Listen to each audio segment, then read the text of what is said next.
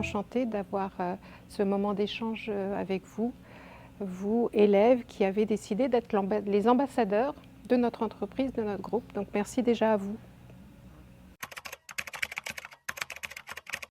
Alors dans nos processus industriels, pour l'instant, on ne l'a pas encore fait.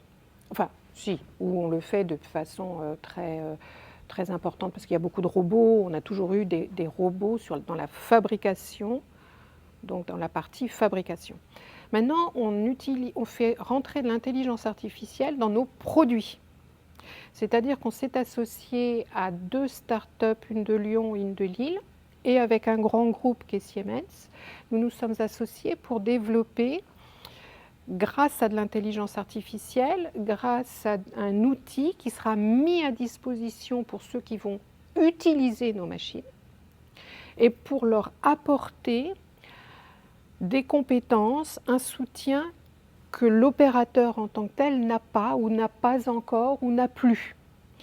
Nos installations demandent des compétences relativement élevées, ou des connaissances liées aux matériaux, ou des connaissances liées à l'automatisme, ou des compétences liées à l'électromécanique, enfin des compétences très très variées, ce que maintenant de moins en moins les opérateurs de ligne ont.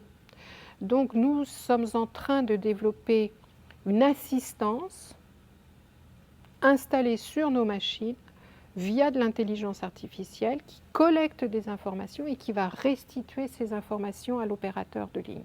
Donc ça, c'est en cours. Ça a été promu par le programme France 2030, qui est un programme national pour accompagner les industriels qui vont vers ce genre de développement de nouvelles technologies.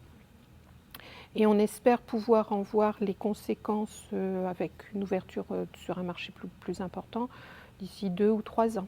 Voilà. D'accord, merci.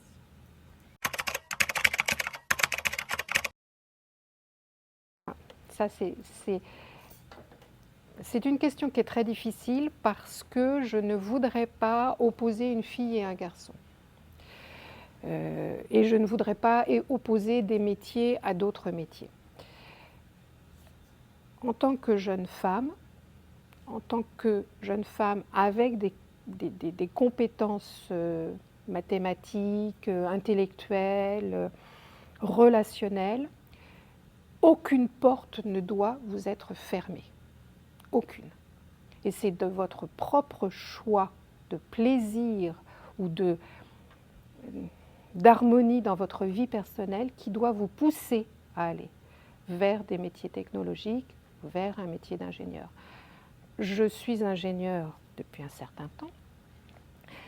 C'est le seul métier, je pense, dans lequel j'aurais pu m'exprimer avec autant de liberté, autant de rigueur et autant de plaisir à concevoir.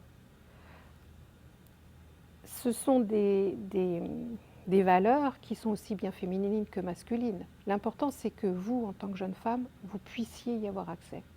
Et c'est en cela que je voulais promouvoir cette